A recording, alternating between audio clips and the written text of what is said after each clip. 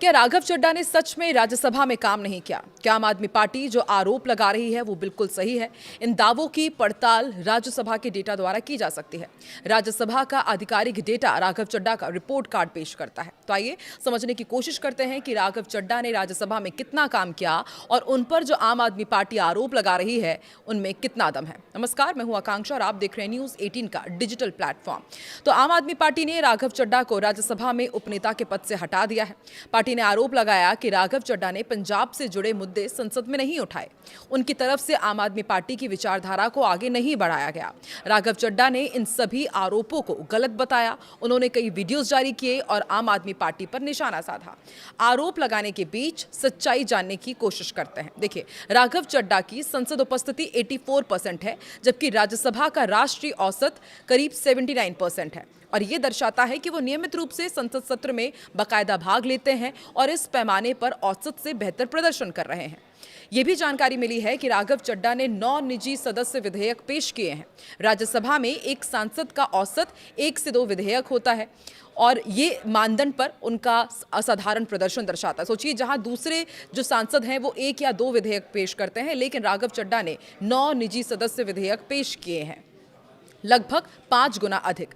राघव चड्ढा ने अब तक 344 प्रश्न पूछे हैं। वहीं राष्ट्रीय औसत की बात की जाए तो 198 प्रश्न हैं, यानी कि सवाल पूछने में वो 74% दूसरे सांसदों से ज्यादा सक्रिय हैं। सरकार से जवाबदेही मांगने में अग्रणी है। राघव चड्ढा ने केवल 55 बहसों में भाग लिया, जबकि राष्ट्रीय औसत 128 बहस है। ये उनका सबसे कमजोर पक्ष रहा है और इस मानदंड पर वो औसत से काफी पीछे हैं। निष्कर्ष, डेटा क्या कह रहा है? राज्यसभा के आंकड़े साफ कह रहे हैं कि राघव चड्ढा उपस्थिति, विधेयकों और प्रश्नों में राष्ट्रीय औसत से काफी आगे हैं, लेकिन बहस भागीदारी में काफी पीछे। कुल मिलाकर काम नहीं किया का आरोप डेटा से पूरी तरह सिद्ध नहीं हो रहा है। राघव चड्ढा नियमित रूप से राज्यसभा अटेंड करते आए हैं। उनकी उपस्थिति राष्ट्रीय औसत से काफी बेहतर है। मॉनसून सत्र की यदि बात की जाए साल 2025 की, तो उनकी जो अटेंडेंस रही वो 67% रही है। बजट सत्र 2026 में 96% और 18वीं लोकसभा का जब पहला सत्र चल रहा था तब 60% उनकी अटेंडेंस रही। वहीं शीतकालीन सत्र 2022 की बात की जाए तो 100% वो उसमें प्रेजेंट रहे हैं। बजट सत्र 2024 की बात की जाए तो करीब 22% उनकी उपस्थिति रही। वहीं शीतकालीन सत्र 2024 में 95% उनका अटेंडेंस दर्ज किया गया है।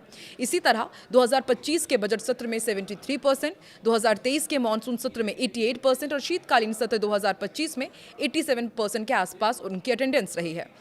वहीं 2022 के मॉनसून सत्र में 94% उनकी अटेंडेंस रही और 2023 की शीतकालीन सत्र में 100% उनकी अटेंडेंस रही और 2023 के बजट सत्र में करीब 84% उनकी अटेंडेंस रही है। अब बात राघव चड्ढा के निजी सदस्य विधेयक की। निजी सदस्य विधेयक यानी कि प्राइवेट मेंबर बिल का मतलब होता है एक ऐसा विधेयक जो कोई मंत्री पेश नहीं करता, बल्कि ये किसी सामान्य सांसद द्वारा पेश किया जाता है। ज्यादातर इन विधेयकों के जरिए सांसद अपने क्षेत्र के मुद्दे उठाने की कोशिश करते हैं। कुछ मौकों पर राजनीतिक एजेंडा सेट करने और सरकार पर दबाव बनाने के लिए भी ऐसे विधेयक लाए जाते हैं। ये विधेयक कानून बन जाए, इनकी संभावना काफी कम होती है, लेकिन राज्यसभा का जब डेटा खंगाला गया तो पता चलता है कि राघव चड्ढा ने 9 निजी सदस्य विधेयक पेश किए हैं।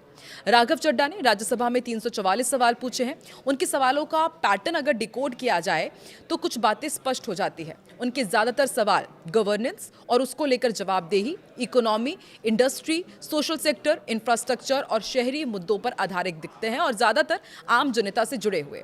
उन्होंने डेटा से जुड़े भी कई सवाल पूछे हैं। अगर राघव चड्ढा के पिछले 2 महीने के सवालों के पैटर्न को देखें तो पता चलता है कि उन्होंने पीडीएस, आधार कार्ड, खाद की गुणवत्ता, किसानों को कर्ज, मजदूर, रेलवे कर्मचारियों से सुरक्षा से जुड़े हुए सबसे ज्यादा सवाल पूछे हैं। यानी कि हर एक वर्ग को उन्होंने अपने सवालों में यहां पर कंक्लूड किया है और ज्यादातर सवाल उनके आम जनता से जुड़े हुए ही रहे। अब राज्यसभा का डेटा आपको बता दिया गया है। साफ पता चलता है कि उपस्थिति की बात हो, प्राइवेट मेंबर बिल की बात हो या सवालों की बात हो, हर मामले में राघव चड्ढा का प्रदर्शन बाकी सांसदों के मुकाबले बेहतर रहा है।